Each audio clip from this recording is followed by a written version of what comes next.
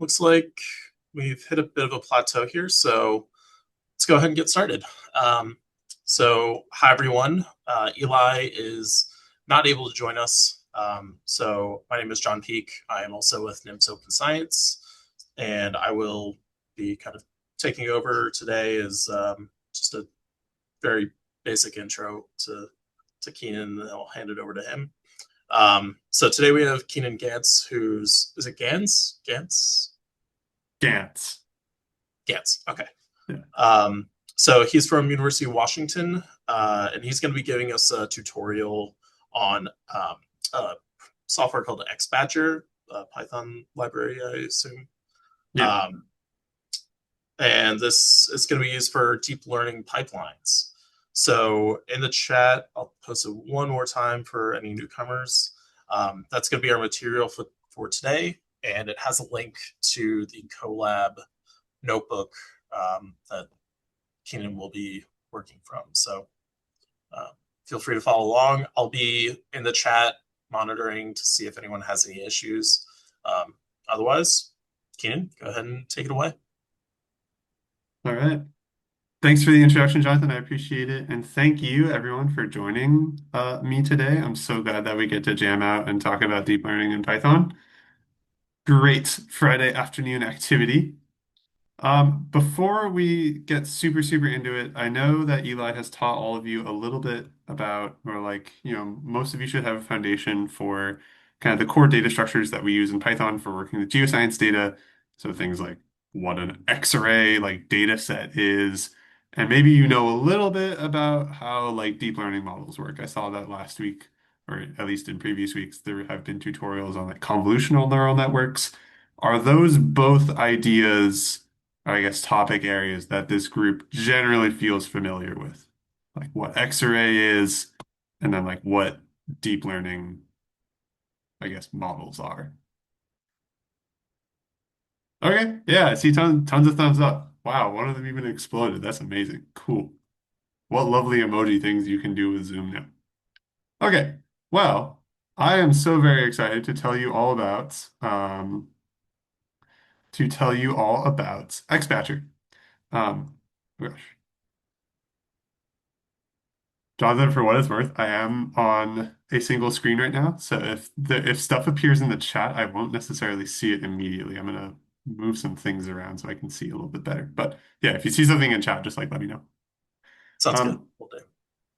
yeah, like Jonathan mentions, xbatcher is a little Python library that helps us connect xarray with a deep learning library of choice.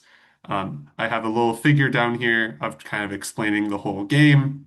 We start with data that is encoded in an xarray object. I mark it as a data array here. It could just as well be a data set. We turn that into input tensors via xbatcher, and then via a torch model or a TensorFlow model or just any function that modifies the shape of those input tensors, we end up with output tensors. And xbatcher kind of makes this flow a little bit easier to work with. First, though, and I think that this is mentioned here, kind of right at the top on the tutorial page for today, is that we are working with a bit of a custom environment for today. We're actually working off of a fork of xbatcher that I've been working on to add some, new features on top of kind of the base version of that package. So it is very important that we include these lines kind of as the first cell in the notebook. And I think Eli put a nice copy and paste over here to bring that into your Colab instance. But anyway, very first thing we want to do is we want to run all of this. I think I already ran it, so I might just have a duplicate of the repository, which is kind of funny, but oh well. We can do all this stuff, run all this code to pip install a couple of packages that we'll need, as well as the specific fork of xbatcher that we are working off of. There is also a data file and a particular torch model that we're going to be working off of with this. So that should all be present kind of in your Colab instance after you run this cell. And then just to make sure that everything is as it should be, we're also going to go ahead and import xbatcher and then check the version.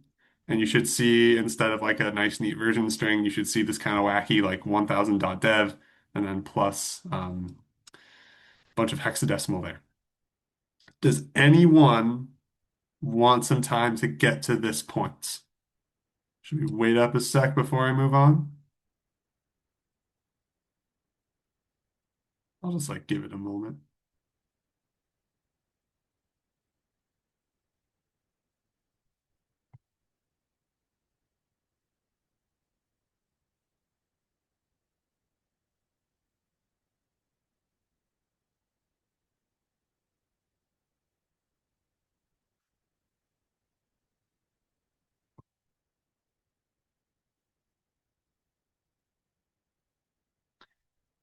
James, what's up? Yeah, quick question. Just wondering, does this notebook support UV rather than pip? Because UV is a lot faster. Yeah, so I wrote everything with UV, and I think I have some instructions. There's, if you go to this Git repo, I have some instructions that are based off of UV, but I was testing this back and forth with Eli a little bit, and she suggested that we just go the pip install route instead. So I trust your judgment, just for today. Yeah, I agree. UV is a really excellent package manager, and I enjoyed using it for this.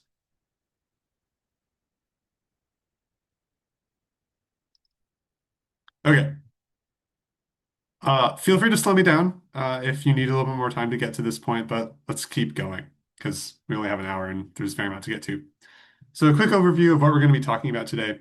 This notebook in general is an adaptation of a cookbook that I developed with Nabin Kalaouni, who is a PhD student at the University of Arizona. We worked on this at the Project Pythia Cook-Off at NCAR last summer. So this tutorial has been updated to include some new functionality that we've added to xbatcher since last summer. So today we're going to cover what and why is xbatcher, kind of why are we here, process of windowing and filtering batches, applying a model to an entire data set using xbatcher as kind of a linker to make that happen. Well, ooh, that's not what I wanted. Oh gosh. An end-to-end example of using xbatcher with an autoencoder, which is kind of a fun, I find really interesting neural network architecture. And then we'll have a bit of a discussion about how to extend this software to work with out-of-memory data, since I know a lot of you are coming from like an oceanography or a atmospheric or like a Earth system model background, and those communities always seem to be having just crazy amounts of data. I have some notes here on prerequisites. We're not going to get into that because they're prerequisites, but if anything feels confusing about Xarray, PyTorch, or autoencoders, please consider looking at these kind of after the fact, and then maybe revisiting, I guess, the recording of this. So what and why is xbatcher? Well, like I said before, what we do with this with xbatcher is we take little chunks out of an Xarray object, and those chunks are tensors that we can actually feed into a model. When those little tensors are clips in sort of the X and Y dimensions, they're often known as chips or patches. I prefer to use just the term patch as just a little piece of an overall data set that I want to feed into a model. When many patches are stacked on top of each other, we then call that a batch. So starting with a B instead of a P. And that's actually what gets passed to a deep learning model. Usually we are working from many patches at once. I want to mention that xbatcher is not the only Python package that supports deep learning with geospatial data. Another really notable and excellent entry in this space is TorchGeo. However, TorchGeo has really been designed around workflows in the computer vision community, and so there's some data assumptions there that may not work very well for people in the geosciences. One thing in particular is that TorchGeo assumes uh, generally that the data you're working with is on the machine that you are currently working off of. I imagine you could do some more complex workflows where like you mount an S3 bucket onto your like local file system and then be able to link TorchGeo with cloud storage, but it's a little bit inflexible to work with. Whereas with xbatcher, we only assume that we have an Xarray object. And as many of you probably know by now, Xarray objects are incredibly flexible about what kind of backend we actually use to store the data. So the neat thing is that because we're interacting with X-ray objects, we have tons of flexibility with where our data actually lives. The downside of that is that xbatcher is not fully integrated into any particular deep learning framework, so you often have to write just a little bit of code to actually get the data into your model. But xbatcher still makes things far, far easier, as you shall see. Okay, let's do a little example. Now comes the most scary part of this tutorial when we import all the libraries and we get to figure out whether or not the environment is set up correctly. So let's see if this works. We're going to start with just like some very basic, building familiarity with what we're doing here. We're going to start by importing a bunch of libraries, like I mentioned. That worked for me. If that did not work for you, please say so. And we're going to read a data file that should just be available in the directory that you are working with here. This is a section of an elevation model that comes from the beautiful Olympic Peninsula of Washington State. This kind of river through here is, I'm pretty sure in this region, that's the Hoh River. It's one of the only temperate rainforests in the world. Really, really special place if you ever get a chance to visit it. This is the data that we're going to be working with here. See, there might be something in the chat. Ooh, Jonathan, are you having issues with RIO X-ray not showing up? Yeah, it's throwing an error when I'm trying to import it. Okay. Is anyone else having that issue?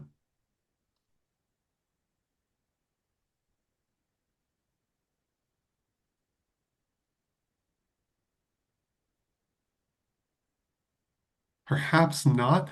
Are Weird, you but just it's getting that just like the library wasn't found? no, I'm getting module raster Rio has no attribute CRS. Oh, Yeah, I don't know why. okay. Um, if no one else is having that particular issue, Jonathan, I might just keep going, if that's all That's right. fine. Yep. Okay, yeah. Sorry about that. I didn't encounter that at all when I was testing all this. And to the group as well, please feel free to pipe up if you're having any issues yourself. But anyway, we should have a nice, lovely DEM. I'm going to zoom out a little bit just so we can keep ourselves oriented here. This is a 600 by 600 image where each cell is incorporating elevation, and we've just rescaled that to be in the range from 0 to 1 just because that's more convenient for various deep learning applications. This could be any arbitrary data set. This is just an xarray object. Typically, when we do any kind of deep learning work, we don't want to send this entire image into a model. We can, there are definitely models that work with larger images like this, but especially in the geosciences, we might be more interested in just smaller little chips, like 64 by 64 or 32 by 32. This object could also be arbitrarily big. You can imagine instead of just opening one file here, we might be opening like 10 tiles that then become much more difficult to pass all at once into a model. So we want to generate little patches of data from this. And the way we do this is with a batch generator object within xbatcher. The way we do this is very, very simple, is we specify in the batch generator constructor the X-ray object that we want to make patches from, that's the DEM, and then we specify the dimensions of each patch. So what this particular call is saying is take my DEM and make me patches that are 100 by 100 in size along the X and Y dimensions.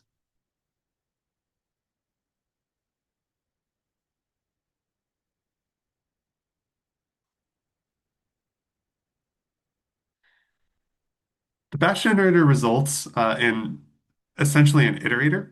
Well, not quite an iterator, but yeah, we'll call it an iterator. An iterator that you can subscript into pretty much just like a list or, yeah, just like a list. And we find that this batch generator, that this instance is another xarray object, but this time it's smaller. It's a clip. It's a 100 by 100 patch that was cut out of the overall data set. And we can even happily plot this. So we can even say like regen 0 dot, is that it? Yeah, we just plot it. So we can happily do another plot. Wow, it's really slow. Oh, I forgot to run all this. Oops. Just gotta do that. And then that should be fine. Yeah. And we can see that this is like a zoomed in version kind of the array that we were looking at before. All the batch generators do under the hood is they're just calling iCell on the original Xarray object to pull in the relevant data we need for a particular region. We could mess around with this a little bit. You could try adjusting. I shouldn't do that. You could try adjusting the like adjust this index around a little bit, and you can see what different patches look like. You can see that we just kind of slide around the original area. We can also adjust the sizes of these dimensions to be kind of any arbitrary shape. For example, if I wanted uh, my patches to be half as long in the horizontal axis as they are on the vertical axis, I could happily adjust this parameter to get slightly different shapes. You see that this appears there and appears there, although Matplotlib will stretch it to make things square. From this, you can kind of get an idea of how many patches are available as well. So here is a question for the group to check your understanding. If my original array was 600 by 600 cells, and my patches are 100 by 100, how many patches do I expect to generate?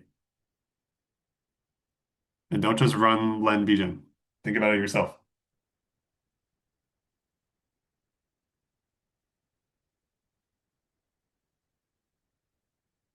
Make sure I open the chat.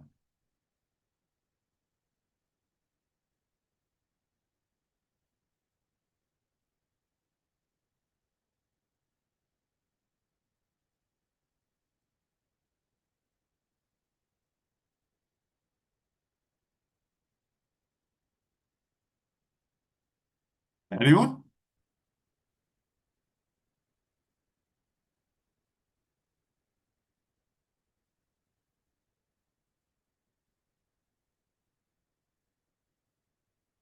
All right, I'll spoil it. We would expect to see 36 patches come out of this. And indeed, if I run this, we find that the batch generator makes 36 patches. The reason for that is you can imagine if you have a 600 by 600 area and you're sliding a 100 by 100 stencil kind of through that space, you would have 6 of those patches fit on the X and Y axes. 6 times 6 gives you 36 total. We can do a little bit to actually visualize that as well. I have a little function down here that just draws kind of the limits of where the patches are in a particular batch generator. And we can see that with our original batch generator here, every kind of square in this little quilt here represents the limits of just one of the patches that the batch generator produces. And we can see that, we end up with 36, and that they also are generated kind of monotonically along each axis. In this particular array, Y is the first axis, and so those patches increase along the Y-axis, and then they increase along the X-axis, and that's kind of why we get this pattern here. So this is essentially a way to take an xarray object and then cut it into little pieces that make sense for a particular deep learning workflow. This is essentially like the core of what xbatcher does. Are there any questions at all about what we've seen so far? Because we're going to start building off of this in a little bit. I know we aren't doing deep learning I know we aren't doing deep learning yet. I swear we're going to get there.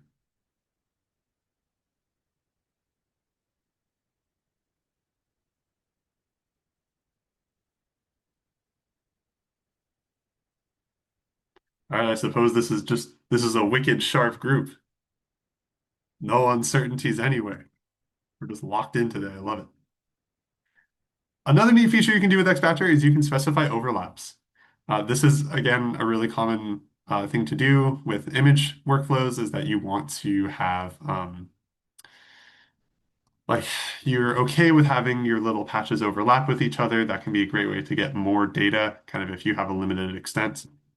And xbatcher will happily do that for us. So now we can specify an additional parameter called input overlap that in addition to the input dimensions says, make me patches of 100 by 100 pixels and allow them to overlap by 10 pixels on each axis. And if we draw kind of what happens here, I'm setting alpha to 0.5 so that we can see where these overlaps are happening. And indeed, we see 10 pixel overlaps on each axis. So cool, we can have overlaps as well. Oh, thank goodness, Jonathan. I'm glad that you were able to get that working. Great. So a question for all of you. What do you think would happen if you specified a negative overlap?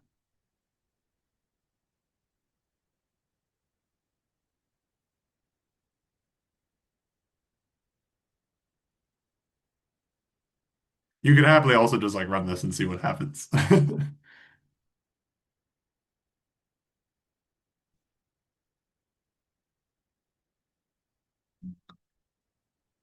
Well, it turns out that it's also completely valid to specify a negative overlap step size with xbatcher. What happens here is that you get spacing between all your patches. So that can be, I'm not exactly sure why you would want to do that, but you can if you so choose. Another thing to notice here is that the batch generator has gotten a little bit smaller. In the previous version, when we had no input overlap and we just had 100 by 100 patches, we had 36. Now we only have 25. And that is because xbatcher does not allow partial, patches of a partial size kind of on the edges of the array. So that's one thing to consider, is that kind of the edges of your array will get kind of cut off if the patch size does not evenly divide into the overall array size. Now, often we have some kind of domain-specific reasons to focus on a particular subset of data. And this is where we get the ability to filter patches. In this particular case, suppose that we want to exclude data from like low-lying areas just from this data set. Like we want to ignore the river valley for whatever reason. We only care about doing topographic modeling with kind of the uplands. We can happily specify that with xbatcher, and we just have to create a little function that filters whether or not a patch is included in a particular batch editor. I'm going to make sure I ran that, so we're all chilling here. I'll fill out the signature of this a little bit more.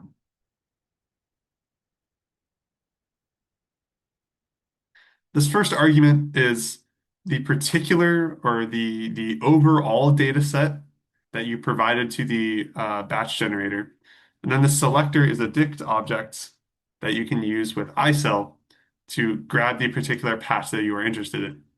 And then all this function has to do is just return a Boolean describing whether or not that particular patch should be included in the data set that we are working with. So in this example, if you just kind of like follow through this code with me, we are selecting the particular patch we are interested in, and then checking whether the mean elevation within that patch is greater than an arbitrary threshold. Here it's set to 0.2. You could change it around and just kind of see what happens. So we can run that. And now when we visualize the patches, just as a note here, I'm making the patches a little bit smaller. We filter out a little bit. And it turns out that this area that is filtered out exactly matches the regions in the original array where we have these rivers. You might notice the y-axis is flipped here. That's, remember that most TIFFs are top left origin. So that's why like this shape is flipped relative to the original. But you can filter data. Isn't that nice? One application that I had personally with this is I was making a little CNN that was based off of some forestry data. And I found that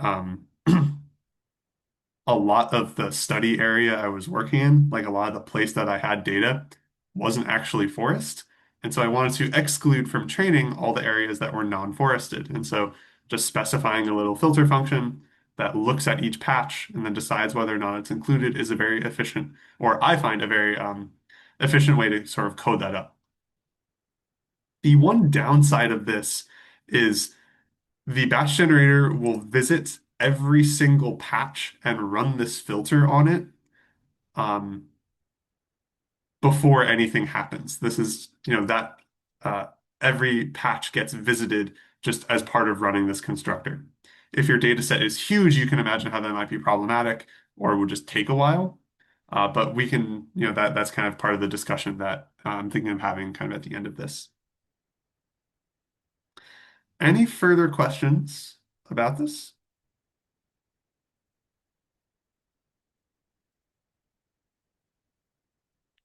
So xbatcher, we can make patches. We can have them overlap or not.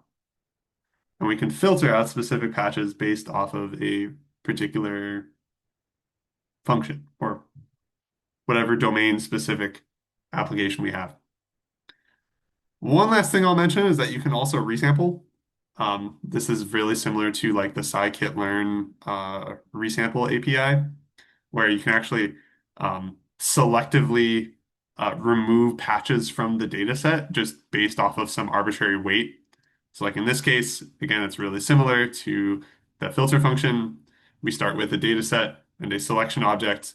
We take the average over that data set, and then patches that are at higher elevation are more likely to be included in the overall patch generator or in the overall data set.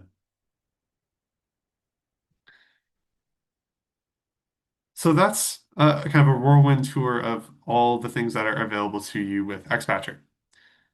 But we also want to think about, now as we're generating patches, how do we connect those actually to a deep learning model?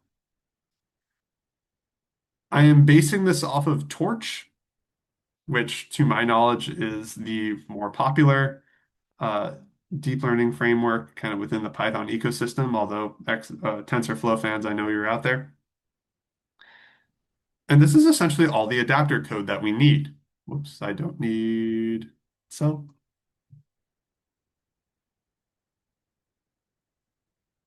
All we have to do is connect a batch generator to a map data set.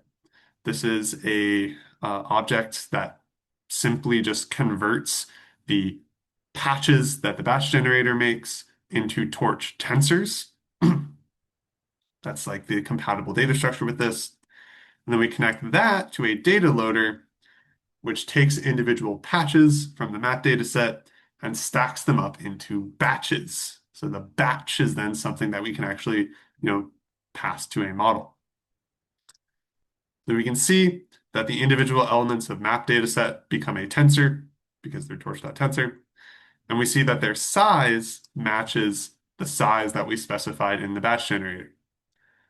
And then we can turn that into a data loader. And now we have a proper tensor that we can throw into a model that has a batch dimension and then both of the spatial dimensions that we have specified here. So that's kind of the whole game.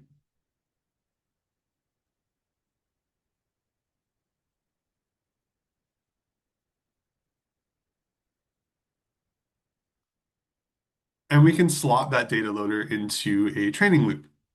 For example, this is, oh, that is not what I wanted. I assume that because you have all talked about convolutional neural networks before, that you have seen what a training loop looks like, and so I'm just going to kind of skip over that. But suppose we do all that. We have trained a neural network based off of this data loader, and now we want to make a map of the model's predictions over a landscape.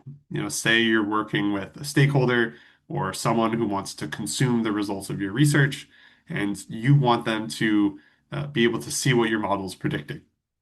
Furthermore, you want to apply the kind of filtering steps that you maybe included during training so that you don't run your model where it's not applicable to do so. Doing this by hand is possible, but it's really annoying. This is an actual code segment that I had in that forestry project I mentioned earlier, where we have just absolutely yucky indexing, turning individual output tensors and placing them into the output data set as we so desire. This is very, very brittle. If you ever change kind of the dimensions you're working with, it's uh, requires a lot of work to refactor this code to reflect your changes. Very, very inefficient. Poor code design there. The solution to this is a new function that Nabin and I have been working on for xbatcher is we call predict on array. Because the batch generator kind of knows where all the indices are for a particular data set, or for all the patches that come out of a data set, it would also be very good at placing the outputs from a model that correspond to each patch into the relevant location in the output. And so we're going to demonstrate this with a little torch module that I'm calling flipper. All it does is it flips whatever input tensor we provide it over the first axis. So we can make a little class, and I can demonstrate to you that yes, indeed, we are taking an input patch that is 50 by 50, and we are flipping it over the first axis. Or I suppose that would be the second axis. Whatever, it doesn't really matter. We're flipping stuff. Suppose this is what your neural network did. Because in this case, a neural network is really just kind of like any function that modifies a tensor. And we can then use xbatcher to generate a contiguous output over our entire study area, reflecting the filtering semantics that we had in the batch generator, but this time stitching together all the pieces of model output. And we do this with this function called predict on array.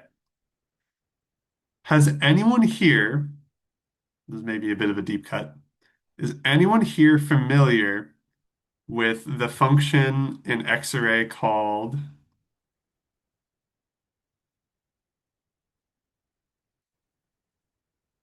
apply ufunc?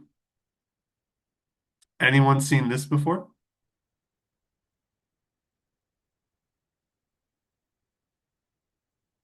Uh-oh. Well, that's not good. Because that function is what we based, what Nabin and I based the design of this function on. Essentially, what this function does is you have to give xbatcher a fair amount of hints about what exactly your model is doing to a particular, is doing to the input axes of the data you're providing. So in this case, we have a data set that we know is generating patches of 50 pixels by 50 pixels on both the X and Y dimensions. And this flipper class is not changing the sizes of anything. It's just kind of manipulating the positions of those data. So we can say that the output tensor dimensions remain X and Y are 50 by 50. We're not adding any new dimensions. There are not any kind of extra dimensions that are not involved in batch generation, so that core dimension argument is empty. And then technically, this is maybe a poorly named argument, but X and Y are not changing size, but because they are involved in batch generation and go into the model, they are considered like resampled, even though here they aren't changing size. So they go in these arguments. And when we do all that, we get the output of our flipper model that is just taking input tensors and flipping them over the y-axis. Okay, that was kind of a lot.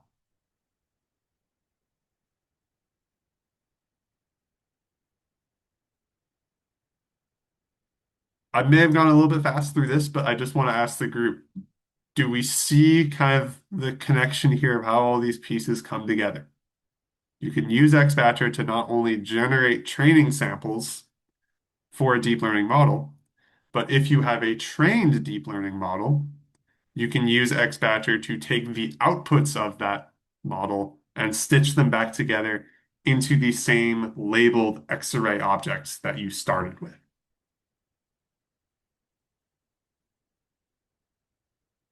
Does that part make sense to people.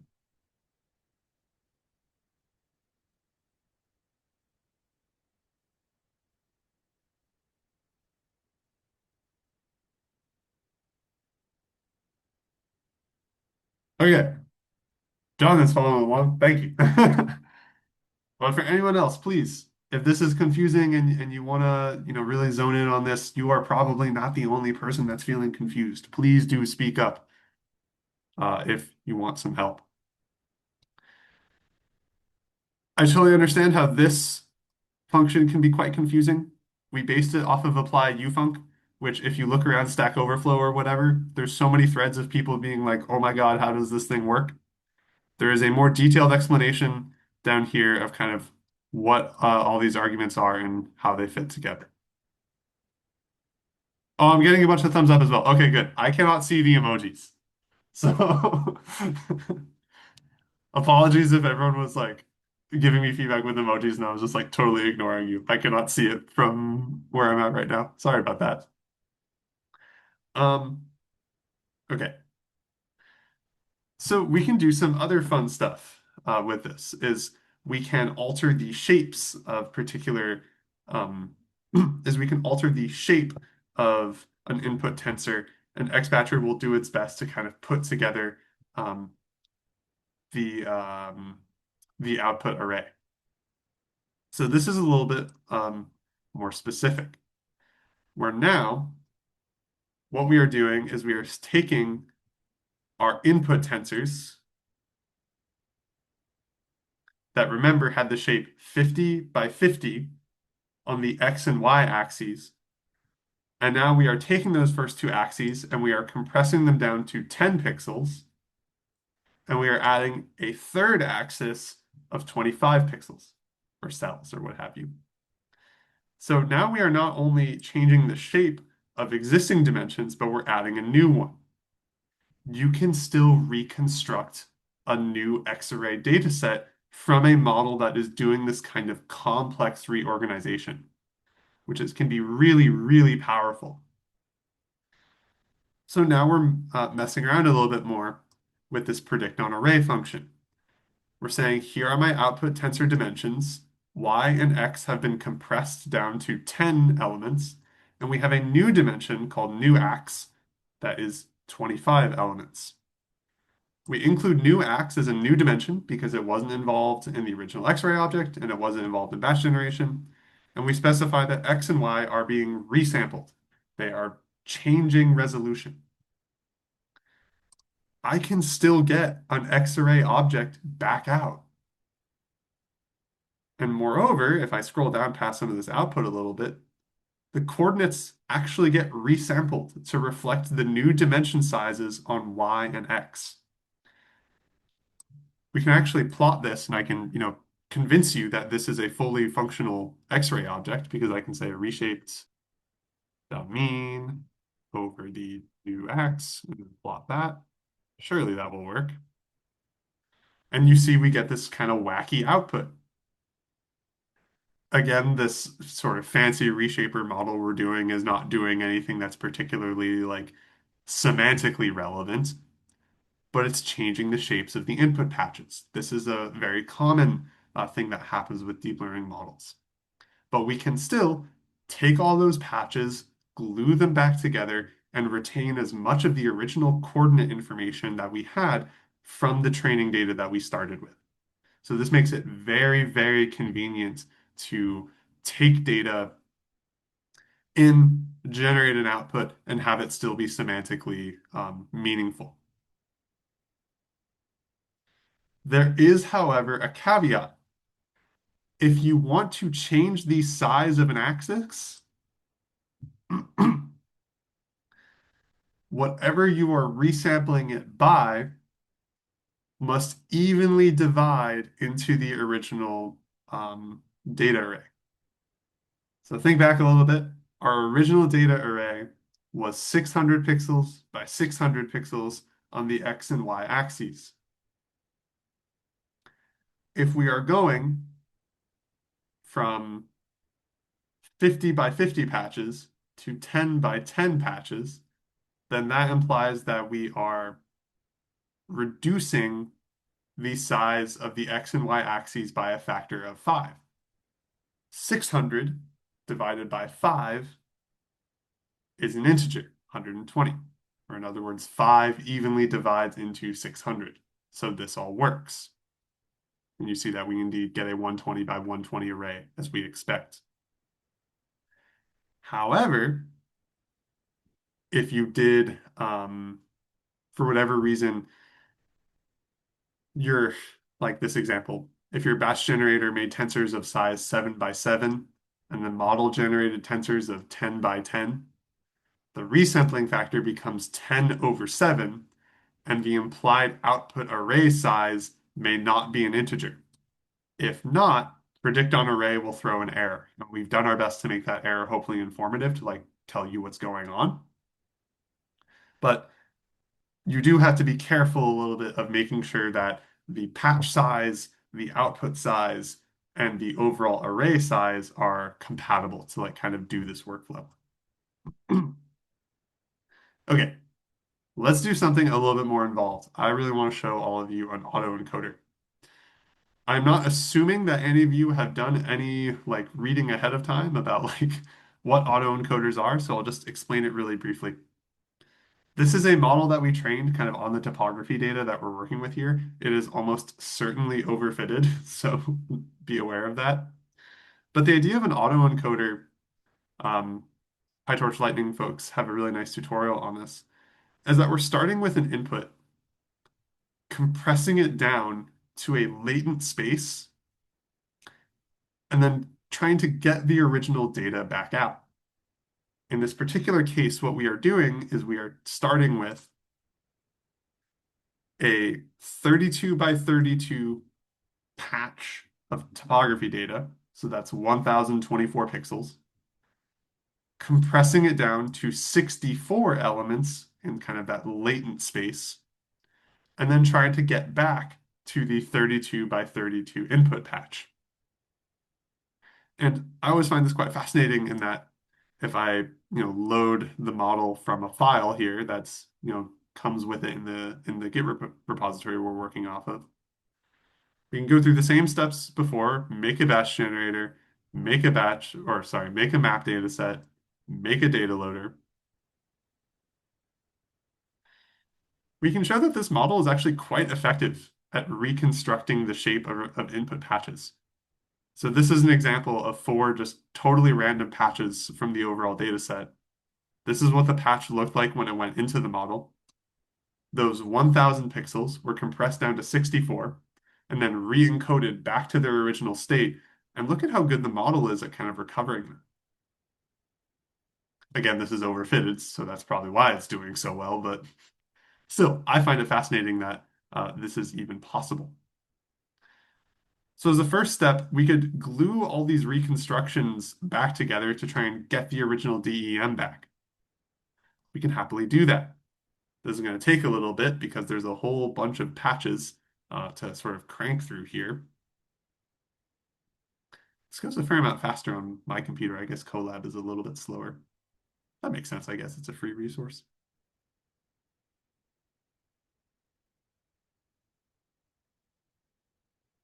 But we can just kind of stare at this a little bit.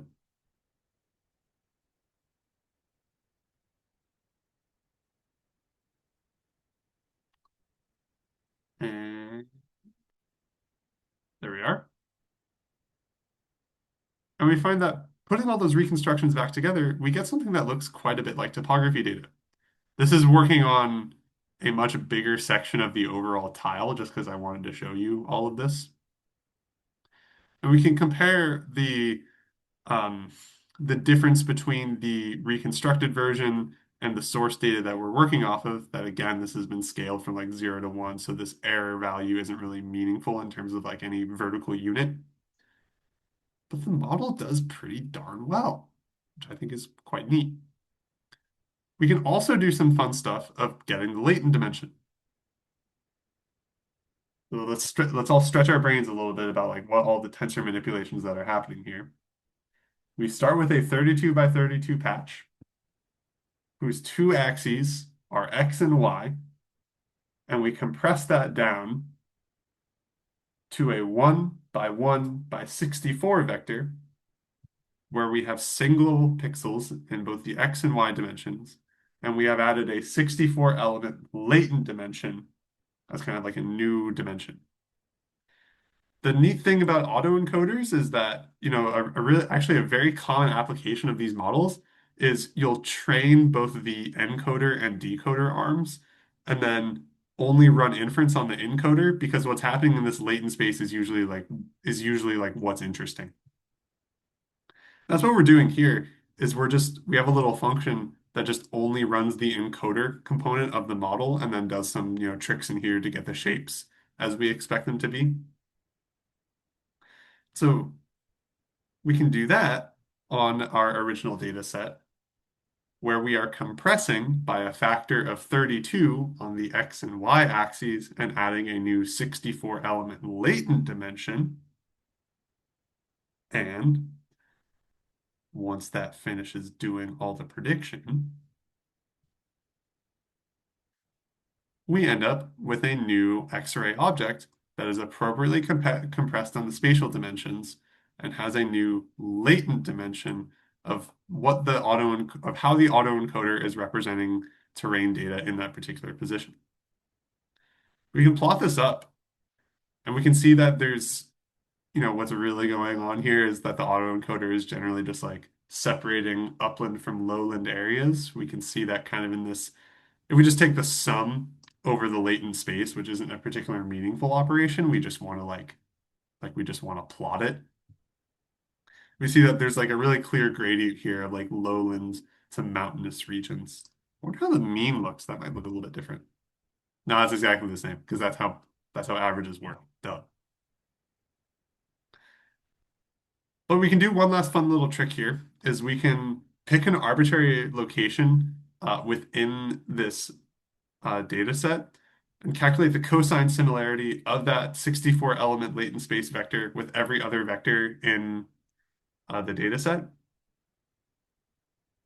So I can like grab a particular element. This corresponds to Mount Olympus, which is one of the more prominent peaks kind of on the Olympic Peninsula.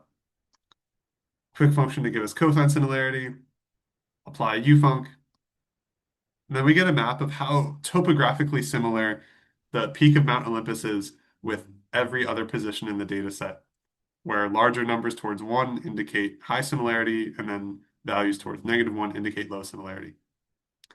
Again, all this is really doing is it seems to just kind of separate out regions by their elevation, which is not a particularly interesting result, but I mean, that is kind of that does seem to be the biggest deciding, you know, biggest source of variation within this data set. So all of that was a whirlwind tour of how you can use xbatcher to support deep learning workflows with xarray. Nabin and I have really endeavored to try to make xbatcher a convenient bridge for going from xarray objects to working with deep learning models and back. Because usually making these maps and such, like this is what we're really interested in when we're writing papers or we're working with people who are interested in the results of our research. They want to interpret, these kinds of products, not necessarily the kinds of figures that we might make to describe how a model is performing. They're interested in kind of the final predictive piece of all of this. And so that's what motivated this work. I hope that you've been inspired a little bit to find ways of applying this in your own work. I have a little bit more wisdom to impart on how we might apply these concepts to out-of-memory data. But before we get there, I want to open the floor to any questions or points of clarification. I'll make sure I have the chat open so I don't miss anything.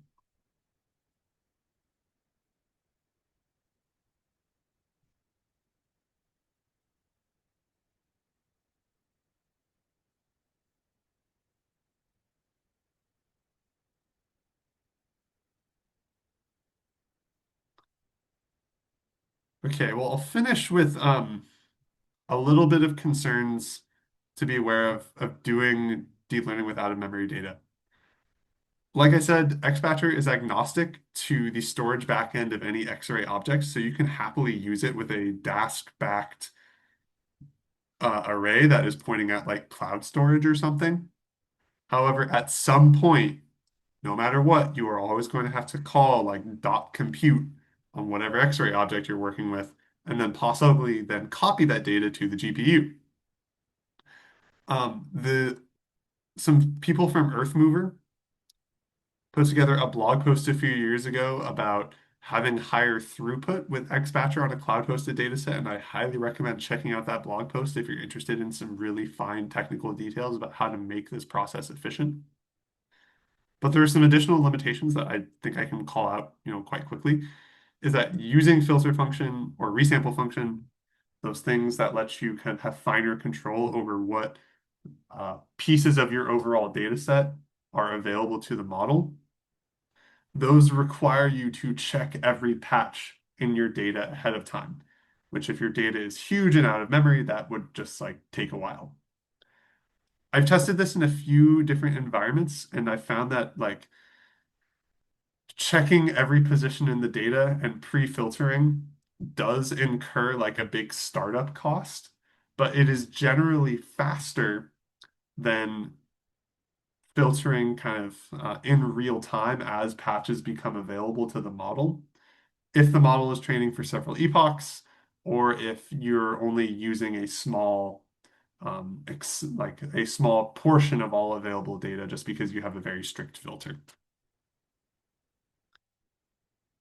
There's some other notes in here about shuffling and some ways that you might think about integrating, or some other notes about how you might integrate xbatcher with torch datasets. This was mostly me just kind of rambling. One other thing that I'll mention is that shuffling data is really, really important. And if your data are chunked, like if they're in a xarray array or something like that, then you would by necessity be pulling chunks of the data to train a model on. One thing that I found in my own experiments is that shuffling data appropriately is actually extremely important. This was for, again, a forestry related project from California, but when we evaluated the same model training on the same data, but just that data appearing in a different order, either with no shuffling, shuffling by chunk, or doing a full random shuffle across the entire data set, we saw vastly different performance. And so because xbatcher will generate patches of data kind of in sequence, it can be a bit of a pitfall that you might end up overfitting data severely just on kind of the autocorrelation structure of a data set. Okay, I think I want to stop there. I want to leave a few minutes if there's any other questions or follow-ups that people have. But if in case there isn't, thank you all so very much for being here. I love that I got to talk about deep learning with you all today. And like I said, I hope I hope you've learned something here today that can, help you solve a new problem with your own research. So thank you very much.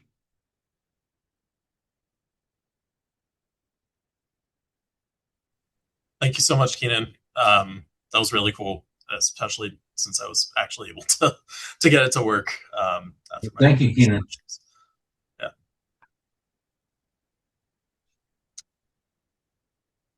All right. So I have to hop off, but I believe Keenan has host capabilities, so the meeting should go on as long as he's still here. So if you have any more questions for Keenan, feel free to stick around. But otherwise, next week, I believe we'll be talking about virtualizar. We'll have Shane Grigsby from Astera here to talk about virtualizar. So stay tuned for that. And thank you all so much. I think I'll stop the recording here as well. Good idea. All right. See ya.